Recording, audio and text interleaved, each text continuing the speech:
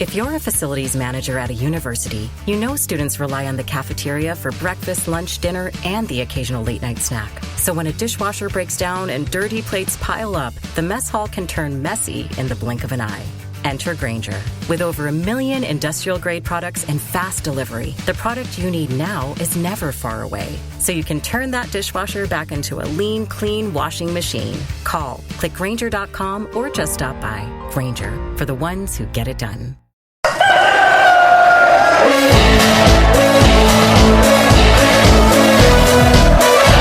Will look to pick it up and he'll go on here. There's two up here, Bradford. It's Green. He's got to make this count. It's Green. It's 1-1. You'll see a somersault now. You'll get a double one. City till I die. City till I die. Right, let's get this show on the road. Wherever you are in the world, good morning, good afternoon, good evening, good night, and welcome to this Bradford City vs Doncaster preview live on X and on TikTok. We've got a couple of things coming up today. We've got the post-match, what did not happen against Notts County, what got postponed. We've got pre-match Doncaster, and I see we've got 2 Doncaster fans here, so that's lovely. We've got latest Bradford news, where you could just have a rant, rave, everyone's favourite feature, the weather forecast, and scores predictions. So people on TikTok, get your score predictions in, I'll read them out. So let's get this party started. So I am joined today by Miss Diane and DJ Lee. Hello. And hopefully, Lee, you should be able to hear me. Hello. Right. So, Don't take a piss take of me then. No, definitely not. Good. So before we get to... I'm just that way out, you'll just have to put up with me, sorry. It's all right. So before we get to the 2 Doncaster fans, what do you reckon about the lovely, super fantastic beach of a pitch we've got? I'm going to go swimming there tomorrow. We've got 4 towers round our pitch. Blackpool's only got 1. you mean to say the pitch that obviously just got flooded? Well, at least ours looked unplayable, didn't it? Unlike a like that journey teams. that's something, Yeah, that will one. remain nameless. Yeah, so looking at the pictures and stuff, what have happened on social media, how in the earth has the pitch got like that? That was absolutely appalling, that pitch. No covers on. And we do have them. Yeah, but use them. They're frost covers. Yeah, but the covers are just frost, Lee. They don't do anything. They are waterproof. They do keep the rain off and send it to the sides, which is supposed to send it away. That's what they were told when they bought them. Yeah, and they probably bought them cheap and cheerful, haven't they? Yeah. Because I saw the Richmond come back. Because I saw the pitch, obviously at the ground on Saturday, and part of me was thinking, how in the earth has this happened to the pitch? And I'm thinking it possibly might be to do with the drainage system. I think so. Somebody posted on the site today that there's a 10-year guarantee on the groundworks, and that they hope that they've kept the receipt. Because they need to be having a word with someone, don't they? Yeah, or they've not dug further enough down or something. Do you think the game's going to be on tomorrow? Do you know something? I think it's going to be doubtful, but you never know, do you? Depends whether it rains. If it rains between now and tomorrow, no, it's not going to be on, I don't think. So it's all right. You'll look forward to the weather forecast, what we've got in a bit. Oh, yeah. Right. So we are joined as well by Chal and I think it's Bailey, if I'm pronouncing it correctly. And they are 2 Doncaster fans. So before I do my spiel, what's your take on your team? How's your team been going on and stuff? Good evening, everyone. Good evening. Good evening. To be fair, we've actually improved. I think ever since we played using the Bristol Street Motors Trophy now, what it's called, ever since that game we've probably improved a lot. I think that's most of that's to do with Richard Wood coming back into the side, who he started off the season, he wasn't everyone's cup of tea when he was going from Rotherham. And he didn't have the best of starts, but he had an injury, then came back against Hughes and played well. And then since then we've improved We went on a 5-game unbeaten run, which that dragged us away from bottom 2. And then obviously on Saturday we got beat 3-1 to Walsall, which wasn't the best performance. I thought we were a bit too slow in build-up, and we played a bit too narrow, which helped Walsall defend, and they punished us with a few mistakes that we made. But overall, it's getting better. It's improving. I think you might know we had to go through a massive rebuild in the summer. Obviously Grant McCann came in. He had to bring in 12, 13 players in summer. Got rid of a load as well. So it was never going to be a quick fix. Obviously we didn't have a great season last season, so it was never going to be a quick fix. But to be fair, like I said, last 5-6 games we've been improving, and we are away from relegation now. We're not going to go down. We're not going to get in playoffs. Aim for me at the minute is just finish this season strong and carry momentum into next season. And have you got a danger man for tomorrow who to keep an eye on? I'd probably say the main one is Akiba Delican. We signed him on loan from Lincoln in January, and I think he's got 3 goals and 4 assists, I think, in 6 games, maybe 7 games. He's a quick winger. He'll probably play on left tomorrow. He can play both sides. But yeah, he's probably our biggest threat going forward at the minute. And what would you say your weaknesses are currently in the team? Normally it's to be fair, it's a typical League 2 side where they'll come for a scrap rather than a game of football, which I think when we played you at our place and you beat us 3-1, I think that was kind of the problem with us. I think you bullied us all game. Obviously Andy Cook, he does what Andy Cook does, and you had midfielders who weren't afraid to get the foot in. And I think if we play against a team, I've said it multiple times, if we play against a team who tries to come and play good football against us and it's a proper footballing game, I think we're all right. But if we're against someone, probably like a Sutton, or someone who will come and they'll try and fight their way through the game and maybe nick a scrappy goal or whatever, and I think that's when we tend to struggle. We can sympathise. People have been doing that to us all season. Yeah, we have been doing a bit better with that recently, but I'd still say that's our biggest weakness at the minute, because we're not the strongest of teams. So when your manager came in, who's your manager? Grant McCann, is it? Sorry. Yeah. McCann. Who did he take over? Last season we had Danny Schofield. He replaced Gary McSheffrey in October, I think it was, and then he was there until just after the last game of the season, and then obviously he ended up getting sacked, which wasn't great. But when we got McCann, we were all excited because not long before, obviously we had him a few years ago, and he got us to League One playoffs, and then after that he won League One with Hull, and then got sacked by Peterborough early on last season. And we all thought, when we heard the rumours, none of us expected it to actually happen, because we thought, there's no way he's going to drop down to League 2. He'll get most League 1 jobs. Hello. That's all right. So none of us really expected it to happen, but when it did happen, we were all buzzing for it, and it's kind of not gone how we all thought so far. But like I said earlier, it is improving and it is getting a lot better. And are you here, Chal? I am, yes. Good evening. So just same again, really. What are you making of your team at the currently, and weaknesses, and who's your best player?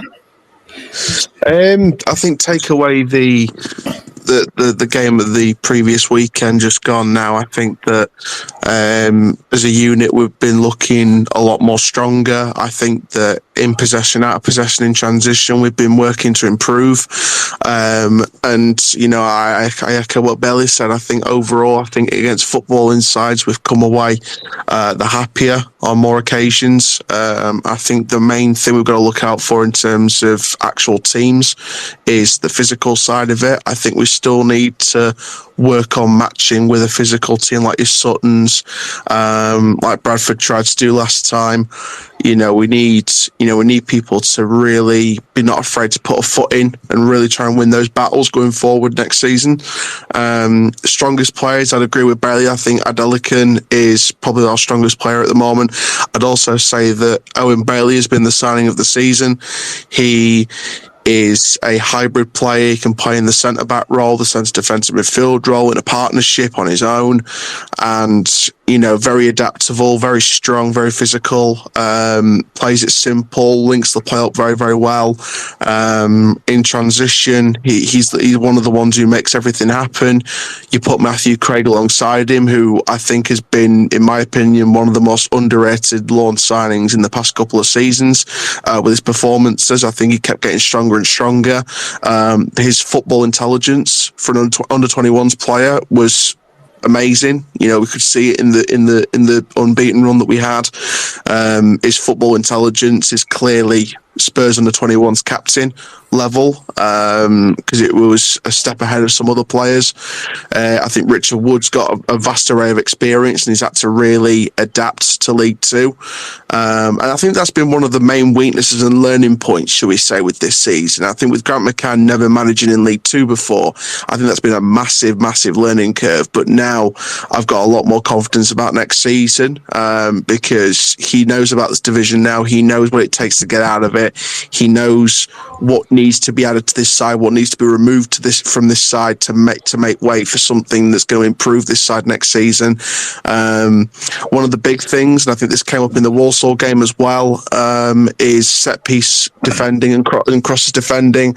We did try to address that by bringing in a couple of players that know how to, clear their lines on set pieces. And for me, I think that needs to keep improving in the summer, because it's the weird thing about Doncaster Rovers this season is it isn't bad performances. Yes, there has been one, 2, 3 games where it has been really bad performances overall, where the heads have dropped, so we've just conceded 3 or 4. You could name them: Notts County away, Stockport at home, Morecambe at home, Newport away. There's a few games where that's happened, but the majority of the games this season has been the odd goals. It's been the odd mistakes. The performance levels compared to this season overall on average has been light years ahead of last season and the season before when we got relegated to this division. So for me, I think the Doncaster Rovers have improved in some areas this season. Overall, the results haven't been great.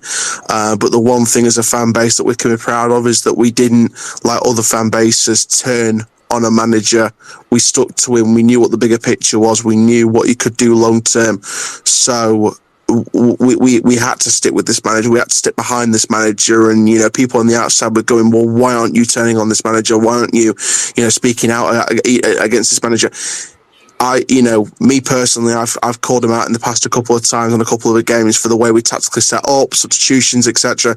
But the one thing I've always said is I still stick by this manager because I know what he can do for us long term, and with a better, with a more efficient window under our belts as well. And I think with more efficient windows under his belt. So I think one thing we can take away from this season as a fan base, a major positive, is sticking behind this manager through thick and thin. There was a few that weren't, which is fair enough. It's a results-based business. We're in a disposable football industry in the modern day, so there will be people that go on that side.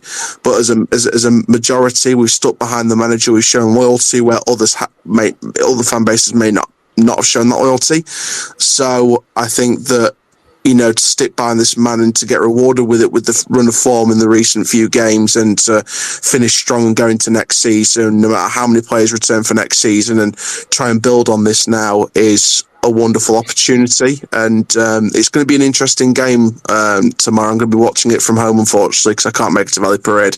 But I'm going to be watching it from home. It's going to be a really nice game. Like I said, Bradford, I'm sure, will bring a lot of quality to the table. The pitch is going to be an interesting one as well. See how both teams adapt to the conditions of the game, depending on what the conditions are. Andy Cook's a very physical striker. We know what he's capable of. And it's going to be very interesting to see how both teams adapt to each other as well, because, Bradford could go really physical. They could try and, ruffle up a few feathers and try and get us out of our rhythm. As a team, if they do that, we've got to look into ourselves and think, right, they're trying to upset our rhythm. What can we do? How can we adapt the way we play to match what Bradford are trying to do to us and play them at their own game? So it's going to be very much a battle of mind games rather than just tactical awareness and analysis. So it's going to be a very intriguing game because it could go either way depending on the conditions and depending on the mentality of the teams. So have you seen pictures of our pitch, Chal? I've seen recent stuff, yes. It's looking better than it was. I think you were right earlier where I think even a spot of torrential downpour between now and kick-off will cancel it. For me, I think the pitch looks better than it was, but again, it could change. It could change in the spot of an ice. In the blink of an optimism. Yeah, there's more optimism in me today than there was yesterday for it to go ahead. I think it's going to take a hell of a lot of luck with the weather tomorrow and a continuation of the work done by the grounds people at Bradford, and to be honest with you, I do want to give my respects to the grounds people at Bradford because, the stadium itself in a valley, it's a very, in terms of the risk of flooding, etc., and water, it's in a very bad area. So it's hard enough dealing with the conditions of where the stadium's sat. So I want to give my massive respects to the grounds people at Bradford and grounds people across the EFL as well, because for me they try and do their best and sometimes it just can't be helped. So task, isn't it? Yeah. It's like a damned if you do, damned if you don't situation. Yeah. My respect goes to the grounds people at Bradford and all across the Football League. So it should be interesting to see whether the game goes ahead tomorrow, and I'm hopeful it will be, and it's going to be a wonderful game in the evening tomorrow. So just a little bit of teaser for the weather. I know we get there in a bit, but it's supposed to rain apparently in Bradford from 10 tonight till 4 a.m. So make that as what happens. It hopefully dries out. But then moving on now. So tomorrow Bradford City versus Doncaster Rovers at 17:45 kickoff. 5th of March 2024 at the University of Bradford Stadium. The referee is Peter Wright, and hopefully Mr. Wright will get this game on the go. So in the EFL trophy, he's had 3 appearances, he's had 7 yellow cards, no second yellows, no reds, 1 penalty. All right, on the night. Yeah, he's had League 1, 8 appearances, 25 yellow cards, 1 second yellow, no reds, 5 penalties. League 2, he's had 11 appearances, dished out 51 yellow cards, 1 second yellow. Then he's saying no red cards, 2 penalties. FA Cup, he's had 2 appearances, he's dished out 8 yellow cards, no second yellows, no reds, no penalties. EFL Cup, he's had 1 appearance, 1 yellow card, no second yellows, no reds, and no penalties. He's had a grand total of 25 appearances, he's dished out 92 yellow cards, 2 second yellows, no reds, and 8 penalties. Bradford City have won 7, playing Doncaster, drawn 1, and then Doncaster have won 7. So quickly just, we've played them quite a few times, so I'm just going to go back to 2018 where Doncaster won 2-1. 2019 Bradford City lost 1-0. 8th of September 2020, we got absolutely battered 4-1. 2022, 0-0. 25th of February 2023, we won 1-0. 23rd of December 2023, we won 3-1, and the 30th of January, we won 1-0. Bradford City are currently 15th in the league. They've played 33, goal difference of 2, and they've got 46 points, 2 games in hand there. Doncaster are 20th. They've played 34, minus goal difference of minus 16, and they've played 39. The top goal scorers for us is Andy Cook, and for Doncaster, according to FootMod, is Ironside, where Andy Cook scored 13 goals. Ironside has scored 14. He's dished out 4 assists, and they've given 4 assists each. Andy Cook's played 30 minutes played, and Ironside has played 34. Bradford are ranked 21 in goals, scored per match at 1.2 goals. Bradford City have won the previous 3 matches against Doncaster Rovers, ranked 5th in goals conceded per match at 1.2 goals. Doncaster are ranked 19 in goals, scored per match 1.3 goals. Have scored 11 goals in their last 5 matches. Luke Monex has created the most big chances for Doncaster with 8. So what's people's thoughts on the referee? Start off with Diane. It sounds like he's not a bad ref, but you never know. You know what they're like. Yep. Yeah, you know what they're like, don't you? They're like, he might like dishing the cards out tomorrow night. And then again, is he going to be nice and say, "Oh, we can play today. Please, I need a match." He might cancel it. He might be like them 2 other refs. If he cancels it, I'll be getting withdrawal symptoms, definitely. I'm getting withdrawal symptoms and not seeing Sam Walker. What about yourself, Lee? What's your thoughts on ref? We need one, don't we? Let's hope he's a good one. Or at best, let's hope he's crap for both sides and then it equals itself out then. Either way. I think we're playing good enough football to not really worry too much about referee at the moment. What about yourself, Chal? What do you think at ref? Yeah, sounds all right. Like I said, I thought the referee against Walsall was pretty decent. I thought the referee against I think it was Morecambe. I thought she was brilliant. So we've had a few good refs. We've had a few maybe not so good refs in the heat at the moment. So we'll see what happens, and we'll judge every decision on a 1-to-1 basis. So fingers crossed it'll be a good fair game. Can I just say I am jealous of you being able to watch a match. We've had 2 matches I've not been able to watch. So I am jealous that you've been able to watch some matches. I mean, with the form, I think the form helped with that as well. I think if the form was like 5, 6, 7 losses on the run, I don't think it'd have been enjoyable to watch. Yeah, but I forgot what it's like to watch a football match at the moment. Well, conversely, our form Yeah. has been on an upturn, and now we can't play. I know. Frustrating.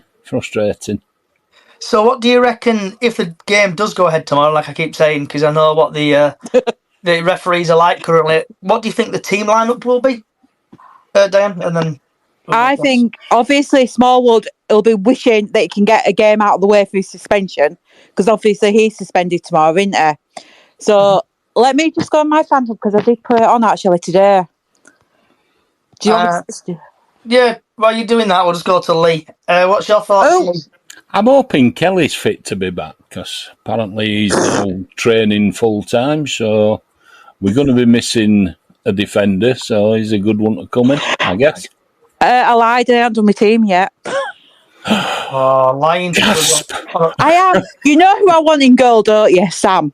Well, he's a no-brainer. He's definitely there. Brad? Definitely.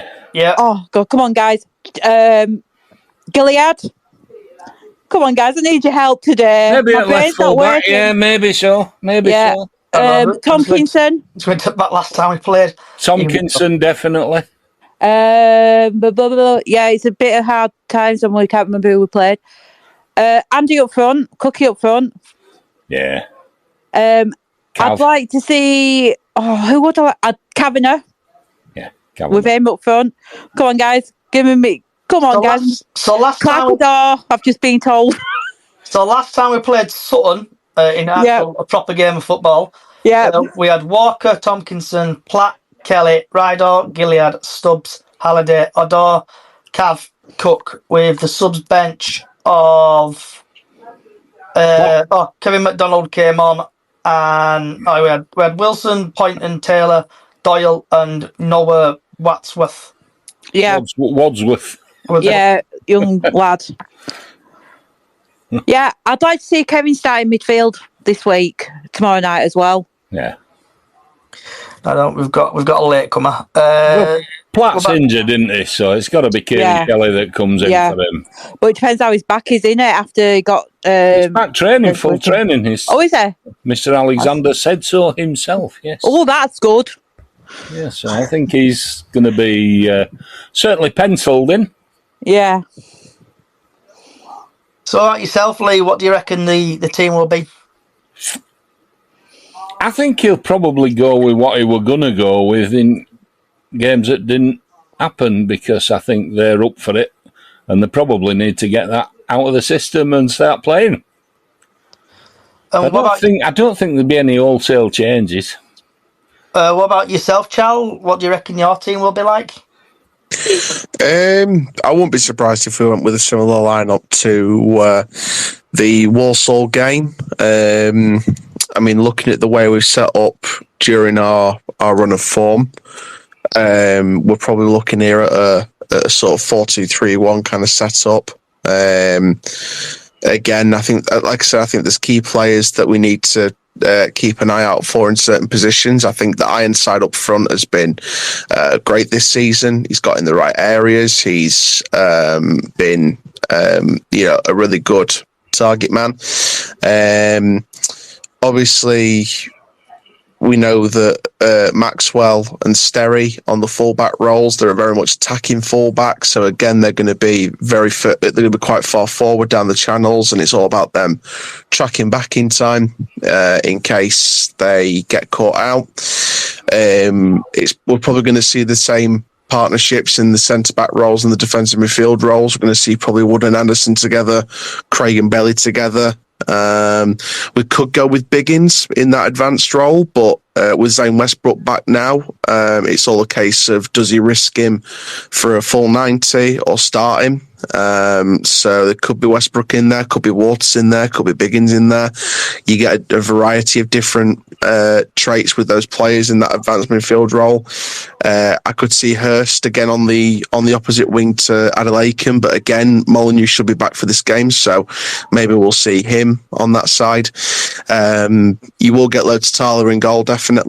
And obviously the rest of the bench will be, I think one player that I'll keep an eye out for on the bench is Maxime Biamu, short-term contract signing recently on just about nearly a week ago.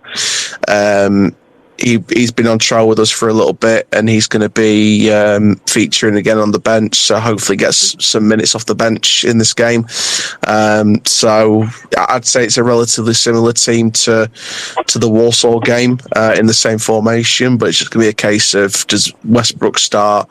Does Luke Molineux come back and instantly start, or do you start Kyle Hurst on the right? So a couple of headache selections depending on fitness situations, but I'd expect a similar lineup, if not an unchanged lineup, to the Walsall game. So before we go to Stan, just looking at your team you played 4-2-3-1 against Walsall. Yeah. This is like how I say this. I can't pronounce names for shit. I'm like a Sky Sports pundit. I can't say names. So in net, correct me if I'm wrong. Unbelievable, Jeff. Yeah, unbelievable, Jeff. You had Lo Tulula in net. Timothy Lotitala. Yeah, then you had Maxwell, Wood, Anderson, Sterry. Yeah. Then you had Craig, Bailey, Hurst, Biggins, and Aiken. Yeah, and then you had Einstein up front, and then your only goal came from Einstein. Wow. Yeah. Is it more? Who scored your goal? Were it? It was Kyle Hurst. It was Kyle Hurst, assisted by Jamie Sterry. Yeah, I'm just looking on FootMob now. So it looks like Walsall out. Did Walsall outplay you? From when I look back on the game, it was basically a case of we had the majority of the ball. We didn't do a lot attack-wise. We kind of kept it in our own half for the majority, and Walsall just took advantage of the fact that we didn't consistently defend our set pieces and crosses against us, and they got in behind. They got the headers in. Bit of a defensive mix-up on one of the goals. The way we marked, I think Grant McCann came out after the game and said we were responsible for the way we set up with the second goal, coaching wise. I think we didn't set up great marking the cross, and again Mo Fall got the header on and we conceded the third. So it was kind of our own fault for at least two of the goals. So Well, for all three, to be fair. So, it was just one of them. It weren't a case of we weren't playing awful. I thought there was some good qualities about us, but for me, we just. It was one of those where another informed side gets points against us and we move on. Because you had, according to Foot Mob, you had 71% of possession, and Walsall had 29% of ball possession. Yeah. So it looked like you had the ball quite a lot, but you just couldn't finish. Yeah, it was basically. It kind of felt like the vice versa of the MK Dons New Year's Day game in terms of possession. We had the majority of the ball and didn't do a hell of a lot with it, whereas back on New Year's Day, MK Dons did the same. So, and that's why we won their game. So, we kind of got a taste of our own karma in this one. But Walsall are a great team. They're under a great run of form at the minute. So, I've got no kind of grudges against them. I know their fans have been trying to start a rivalry with us even the day after the game. They're still going, but that's up to them. I've moved on from it already. I'm just pushing myself down now, ready for tomorrow. If it happens. Right, I see Stan and Callie have joined. Typically, I always turn up late, but I've seen the notes, so I know why they're late. Right, so Stan and Callie, what's your thoughts on the Notts County postponement? Because I know, Callie, you came all the way from Nottingham, Hucknall to come to the game. So, what were your thoughts on it? I would just, do you know what? For me, football is about seeing my mates day and catching up with people I don't often see. So the football spoiled it a little bit, but I ended up meeting some family and friends that day, so not too bad, to be fair. But yeah, it's just gutting, isn't it, when that happens. It's a shame Donny won't play in a Saturday because they like diving. It'd have been ideal for them. And what about... Well said, Tally. And it's going to be a game of who can press the highest, isn't it? And Stan, what about you? What's your thoughts on the Notts County postponement? Yeah, well, good evening, everyone. After a really long day where I've been on a training course, you've entertained me, Johnny, with your attempts at trying to pronounce those names, so thanks for that. So, I like the smile on your face, Stan. Yeah. We're going to try and sign Einstein, aren't we? And it's good to see Charles on the podcast, so welcome, Charles. Good to Thank you. Banter aside, it is really good to have the opposition fans joining us. It's only banter, lads. Yeah, I mean, it's all good. For most part, when I listen to the 606 podcast on a Sunday evening, there's Charl and Danny who are the Donny stalwart sort of thing. So it's kind of nice to sort of hear these voices. I don't know what to say really with regards to that. At what point, covers were taken off, or what precautions? I mean, it's been pretty rubbish on it this season, the pitch. But I ended up. I was probably going to turn up to the game late because I was at Park Avenue and I was doing some photography for the junior teams, and I ended up basically doing some photography of the match. So that was kind of interesting afternoon for me. But she's kind of like, I don't know what to say. It's like, at what point what time was it postponed? Was it about 1ish, 1:30? So the club tweeted out, I think about 10:30 the Saturday to say pitch is all right, pitch is not getting inspected, pitch is hunky-dory. And then I think we're in the vaults, and then I started walking up to see Callie. I bumped into Callie, should we say, and apparently the heavens opened up because I were in the ground. Just got worse, didn't it? Yeah. It apparently pounced it down and pitch went all mankified. But do you think it's something to do with the drainage, though, the pitch, Stan? Yeah, it is. I mean, obviously there's a massive concrete base, isn't there, with the foundations, etc. And I mean, they have spent money on it, but short of spending millions, which they don't have, we kind of stuck with that. I mean, the disappointing thing for me, I know it's been quite a wet. I mean, it's been wet since last July, but I kind of saw this state of the pitch like in the pre-season games, and there were like sort of some kind of tractor mark or something down the side at the main stand end, and I thought, I'm not sure about this, and you can kind of get an idea for it, and I don't know what that's about, whether that's like they've spent less. I mean, if anyone's a groundsman, or if Mick Doyle can come on, and not that he needs to do, but give a little insight into kind of what goes on over the summer, because we have had various companies come in, and like with the St Ives Turf Institute, etc., and they can't solve it, but it is the drainage, and unless they spend like millions, it's always going to be an issue. And what about yourself, Kelly? What's your thoughts on the situation with the pitch and drainage and all that malarkey? Well, I looked on some weather stats, and it's actually stated that it's been the wettest February for a lot of years. So what can we do about the weather? We can't change the weather. And the covers that we have are for frost and snow, as far as I'm aware, not for rain. So it's similar to my horses. We get more. Obviously, we've had a lot more mud this year. It's a similar thing. You can't stop it from happening. It's impossible. And then Stan, and then we'll go to Kelly again. So your Doncaster thoughts? What's your thoughts on the Doncaster game? Well, just picking up on the conversations I sort of when I joined in, I think he'll pretty much keep the same sort of lineup that that he was probably going to play the last two games.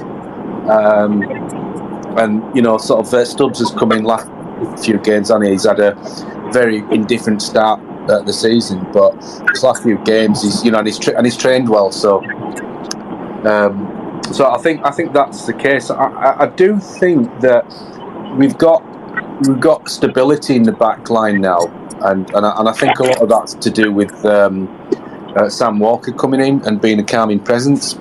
And you look at, I'm not going to flog this dead horse, but you look at some of the goals that Carlisle are conceding, and you can think Harry seriously took his eye off the ball this season. And so with that, I think it's had a massive effect on the defence. So I think, he'll probably start with injuries aside. He'll probably start with like Big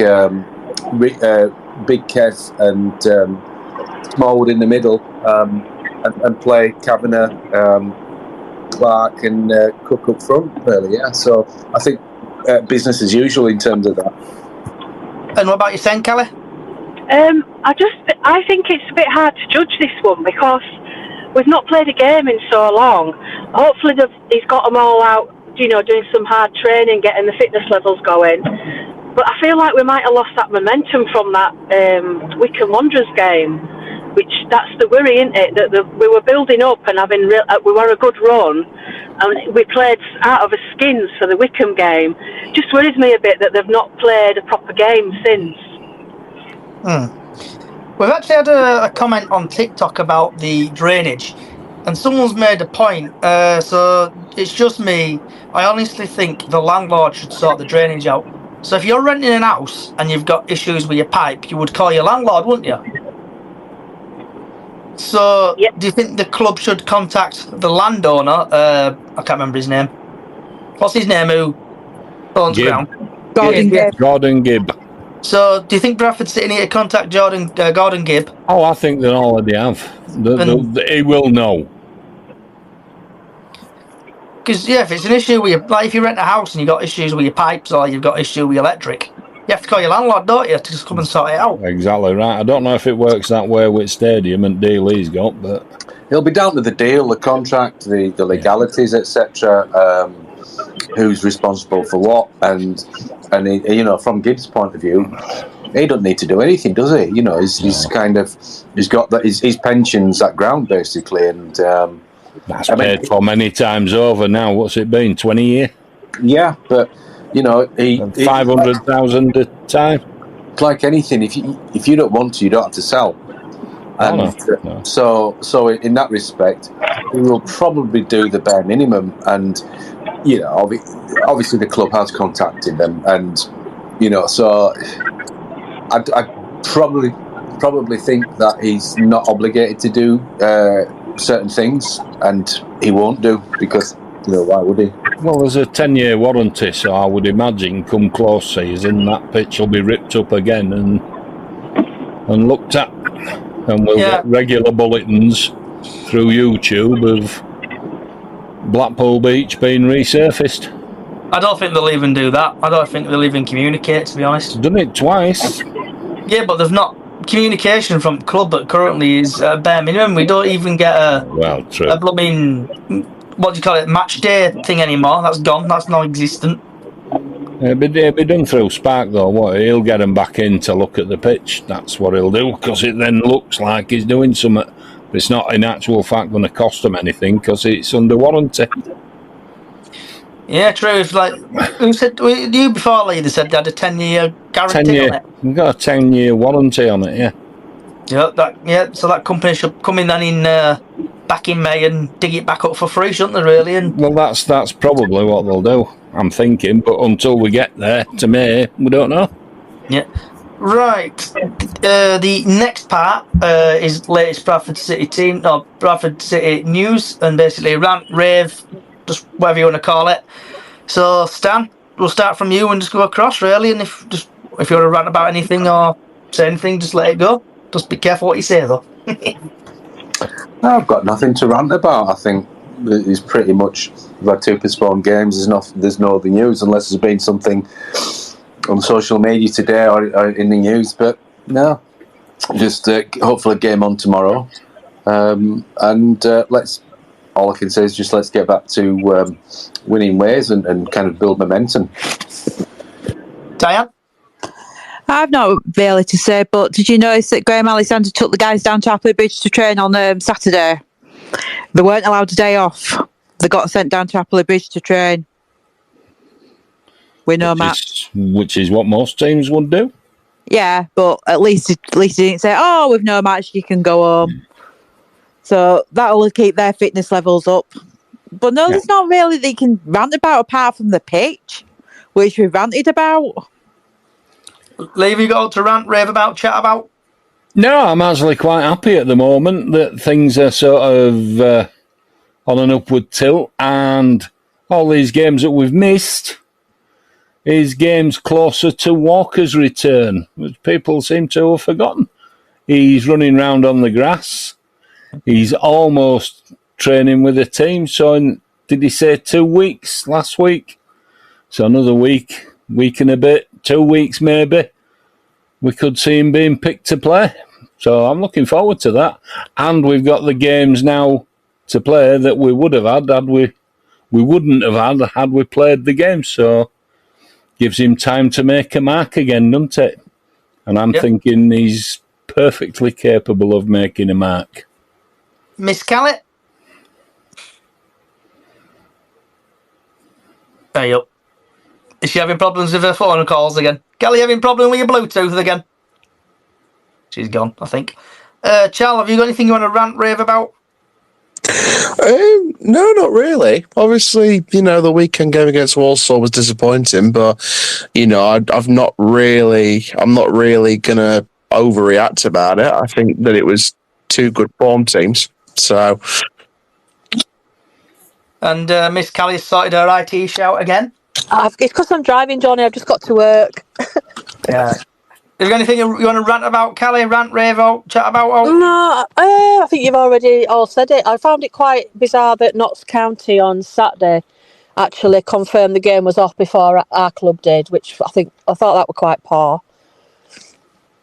If I want to have a rant about something. Not to mention the petrol I wasted. Yeah. We'll start up a GoFundMe page for you, Callie, to get your petrol back. Yes, please. Right, so we've had a couple of TikToks coming. So someone's put, is the pitch not built on an old quarry? I've got no idea about that one. It's just me. We pay ground rent. If we're renting a house, your boiler went, it would be the landlord to sort out. Yeah, I agree with you there. And then we'll move on to, because Ben, I know this feature has come massive in the last 46 episodes. The weather forecast is up next. And the weather forecast is sponsored by Stan. And I'll pass you to Stan to tell you what the weather forecast is. What it's sponsored by, sorry. Yeah, the weather is sponsored by myself, Stan Jammer Photography, where creating your image is my focus. Thank you, Stan. Right, so everyone's been dying for this weather forecast. So I'm going to go to today. The weather forecast is in Bradford from 10 o'clock till 2 o'clock. Oh no, 10 o'clock to 4 o'clock supposed to rain. Basically, it's going to be about 6 degrees, 7 degrees through the night. But then the weather forecast everyone really cares about is tomorrow. So the weather forecast tomorrow, the sun will rise at 6:45 and the sun will set at 5:53. It's going to be sunny tomorrow with a bit of cloud, and the highest it's going to get tomorrow is 6 degrees, and that's going to be at 4 o'clock. And that's your crappy weather forecast. Right, everyone's second feature what everyone loves, sponsored by Stan again. Score prediction, Stan. Yep, and also you get sound things are going to come in. Excellent. Yes, so score predictions. I'm going to go for 2-0 City. Okay, game's definitely off tomorrow. Stan's predicted a win for City and he's not sitting on the fence. I hope tide's coming.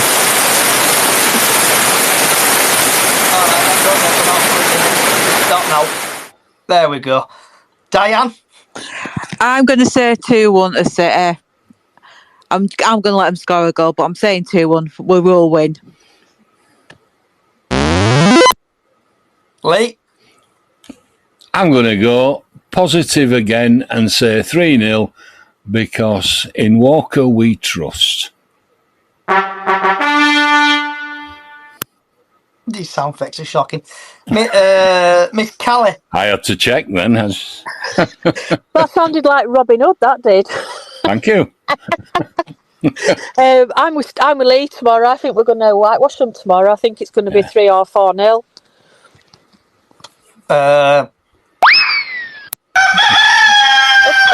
Oh dear. True, right. Callie has lost the plot. Chicken for supper? Yeah, chicken for supper. So we've got a couple of score predictions coming in. In Just Me thinks it's going to be 2-1 City. Gringe thinks it's going to be 3-1 Cook, Cav and Brad. Chip it up the chickens. Ben thinks it's going to be 2-0. And so before we do go, and so I'll just give more time for TikToks to put the score predictions in. I asked everyone the favourite question, have I? What's your tea? What's everyone having for the supper tonight? But Stan? I've just finished it. I went to Tesco and I couldn't be bothered, so I just got some barbecue chicken drumsticks in the microwave. Diane? I made chicken stir fry and I've got enough for tomorrow, so I'm not having out in McDonald's before I go to the match, so I can warm that up for my tea tomorrow night and all. Lee? I've had mine. I had a cake from the fish shop and I had a spam fritter with some chips. Nice. Yum. Nom nom. Lee? What? Sorry, Callie. It moved. It moved. Johnny, you're as bad as me tonight. Oh, no. I'm other way around to everybody else because I'm on night, so I've had my Cheerios. Cheerios. And Cheerio. we have got, I think, I can't. Is it Georgia? I think she's here. Georgia. So, Georgia, I know you just joined, so before we do disappear, we'll go through the list. So, what's your post-match thoughts on the Notts County game? I don't really need to express that because Diane knows I've got my little brother who goes, and he was not impressed. And he was not impressed when Barrow got postponed either. He was a little monkey on the coach on the way back when Barrow got postponed. Could be worse though. You could have gone to the boating or the dock museum in Barrow. That were a good look. Well, my brother had some very choice words for the Barrow game, and had some choice words on Saturday as well. How old's your brother? 7. He kept saying the refs said see you next Tuesday. Yeah, we can't tell you what he said. We can't say that on radio. Right. Let's hope we don't. No, he's very naughty. He's sat here with me now. You naughty boy. Don't say that. He'll get his act. Let's have his score prediction for tomorrow then. Yeah, what's your score prediction? What do you say is the score we're going to be tomorrow, Jake? Can you remember? 4-0. 4-0. Doncaster or City? Good man. Oh, for City, 100%. I knew that before because you let me know. And then, so your Doncaster thoughts. What's your thoughts on the Doncaster game, Georgia? I still think... I don't want it to postpone because the little one's now having a bit of a detox from the football. He's like, no, I need football back, I need it back. So hopefully it's on. Yeah, sorry. But it's just one of them. If it's not on, I'll just have to deal with the outbursts. You can always do YouTube and watch, Oh, he just puts what he wants on YouTube then. Promoted. Watch Bradford get promoted again. And have you got anything you want to rant about, rave about, chat about, Georgia? Just the fact I'm sick of it all getting postponed. Weather, isn't it? It's perfect weather for ducks. That's what I say. It's whether it's on or whether it's off. Yeah, and what do you think your score prediction is going to be? I'd say 2-1. And I've just thought of a brand new feature on top of my head. If the game does get called off tomorrow, what time should we say we'll get called off tomorrow, Stan, do you reckon? Next hour. Yeah, who's it, Donny? We were talking, an hour? So 6:45. It'd have to be called off by 6 o'clock, wouldn't it, latest? It would. Diane? I don't know. I think we should have done that on Friday, shouldn't we? We should have said that on Friday. What time do I reckon? I reckon about 6:30 because they normally sort of like say, we're doing the pitch inspection about 6:30, don't they? So I reckon about 6:30. Georgia? Well, my brother's just kindly told me he thinks we're going to get there and they're going to go, it's called off. Oh, so would you, 7 o'clock? I get there for about 6:30, 7, yeah. Okay. Lee? Any time in next hour. For me, not going to happen. Question, how many people do we know bought a ticket to go to Barrow? I went. Yeah. I went. That's 2. Me, my brother and sister went. That's 5. I think there were 9. I think it was, 8, between 8. No, it was just Graham Alexander was saying, he says, we know how many people were going to be there, so when we go and play them again at Barrow, there won't be as many people there because it'll be a Tuesday night game and blah, blah, blah. So I wonder... They've got 930 tickets. They'd sold them all. 930? Yeah, something like that. We should be able to take that on a Tuesday night, surely. Yeah, I've had to sell mine to my friend because I won't be able to make it. Right. And Callie, what about yourself? I'd say about 5:30. Yeah, if it does pee it down really badly and if the pitch is in still a bad state, I think it kind of depends what the pitch is like. We don't know what it's like at the minute, do we? That's the hard thing because nobody knows. Diane, have you not had any inside info? He hasn't given me any inside info. I've not spoken to him since Saturday afternoon since match was postponed. Right. I will try him tonight and see if he speaks to me.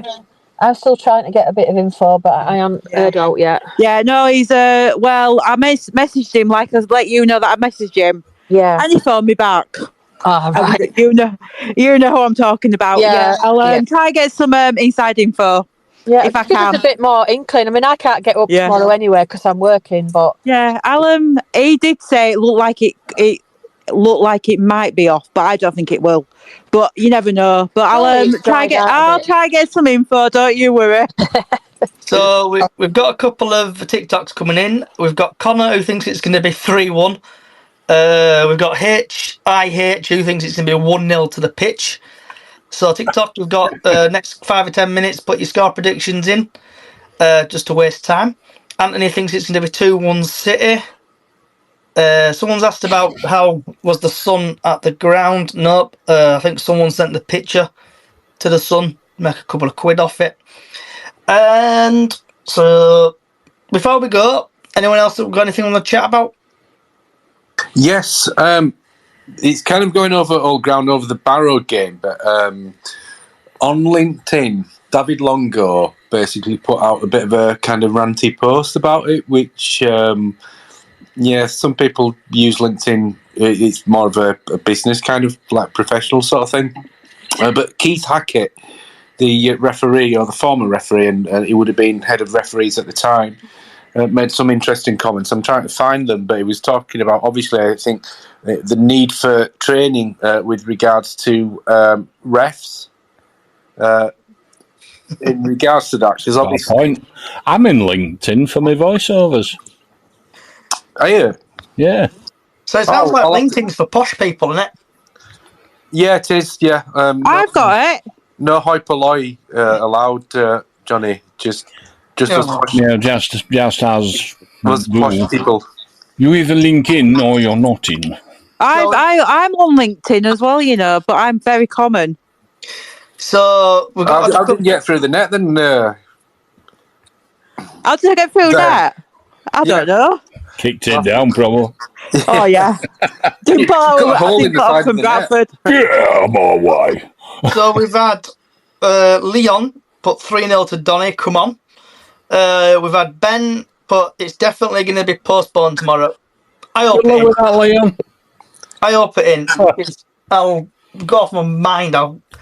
I've missed football. I'm like, ever since lockdown, if I don't go to football. I even watched Premier League football the other day. I got fed up with no football. Oh, God, that's not football. I know, especially when you saw Luton. Not Luton. Luton? Not Bradford. Liverpool scored. You can't even remember, can you? No, Liverpool scored, I think, 98th minute winner. Yeah. And they were controversial. I'm glad we're not in that Premier League. It's too controversial with VAR and all that lot and referees. I'd rather watch grass grow. I know, I'd rather watch donkeys on a beach. Right. And on that, I've just jumped in, just found the post, and I'm just looking for Keith Hackett.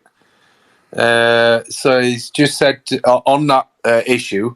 Well, I'll read David Longo's post. So it says, "What an outrageous decision by the referee today. No consideration towards Barrow and City staff, supporters and associated costs that the clubs encounter to put on match days. In all my years of professional sport, I've never experienced such a pointless postponement of a game." So a few people responded. And Keith Hackett, football referee, expert, former FIFA referee, he said, "It's evident to me that more training and education needs to be delivered to referees to ensure that they make much better informed decisions. I do not know the state of the field, but when two clubs want to play, I would always give it a try. Secretaries must be more involved and get the referee in early. With the use of smartphones, the filming of the pitch and having players kick a ball around can produce and sent to the referee. Cost implications must also be taken into account." So there you go. That's just going back, but I just remember that post from the other week, so I just thought I'd share that. So, actually, Stan, so I'm going to give it another 5 or 10 minutes. Yeah. Now, because you're just giving me a bit of an idea. Oh. So, what's people's thoughts on the referees in League Two? And let's basically go Stan and across. Well, they're much of a muchness, aren't they?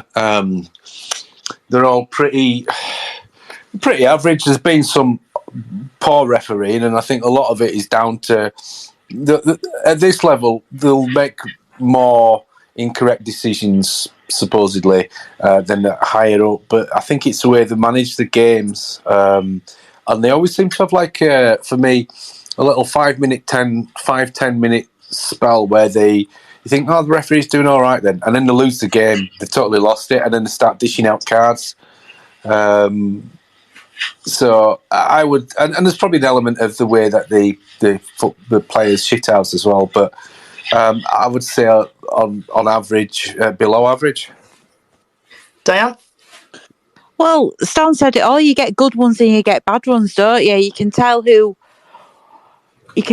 some referees don't like you. We know one referee that don't like us, Drysdale.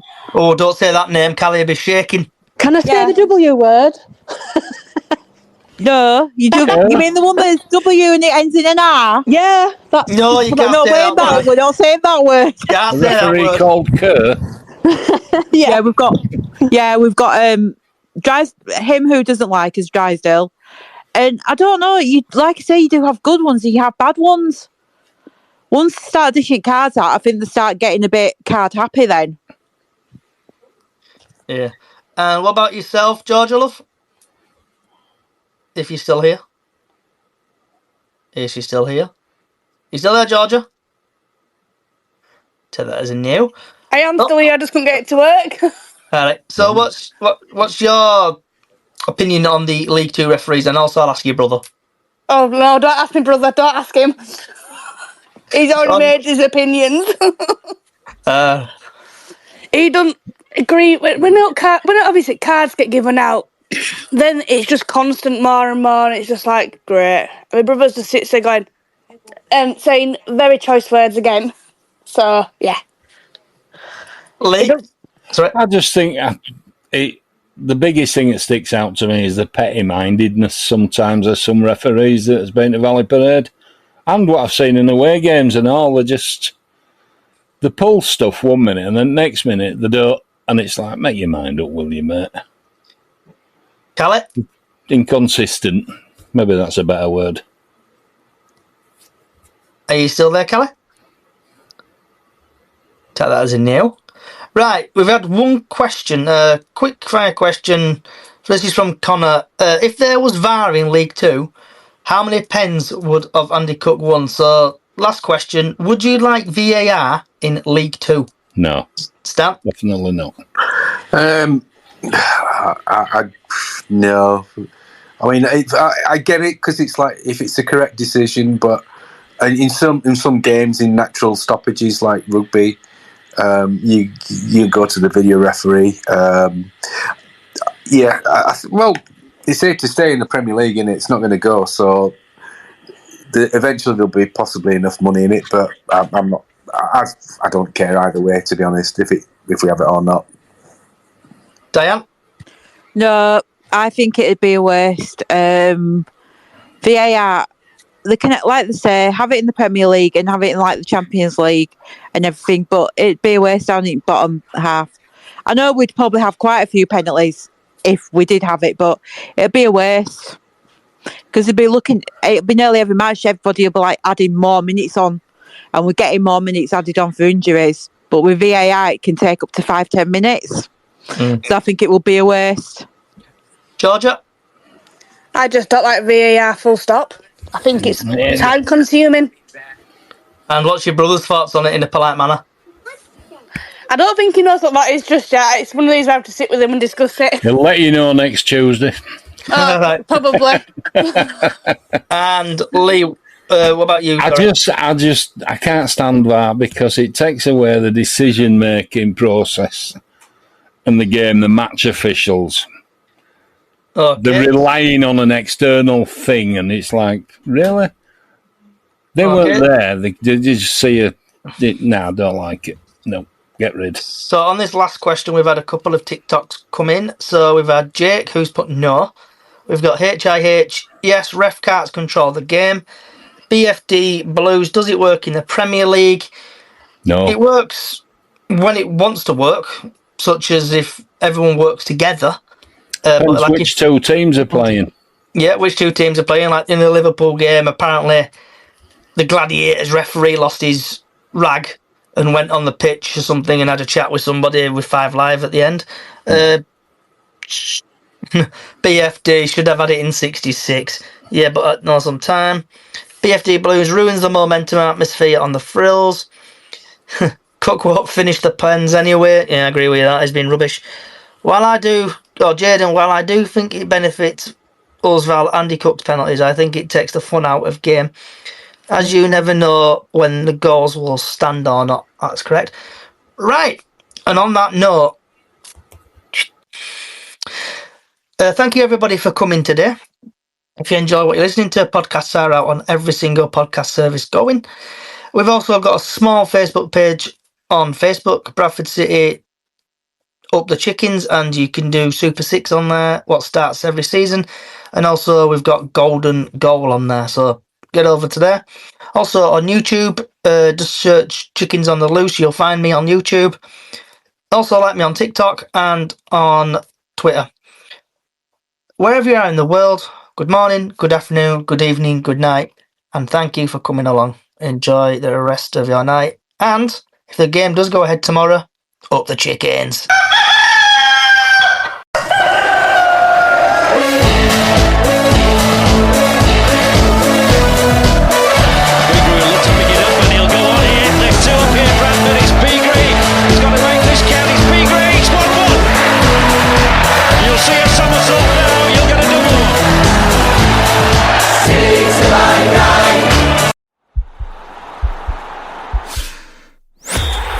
podcast is part of the Sports Social Podcast Network.